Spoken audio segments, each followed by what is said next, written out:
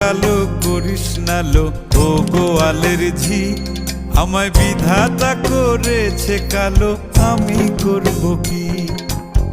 এক কালো যমুনার জল সর্বপ্রাণী খায়, আর এক কালো আমি কৃষ্ণ সকল রাধে চাই।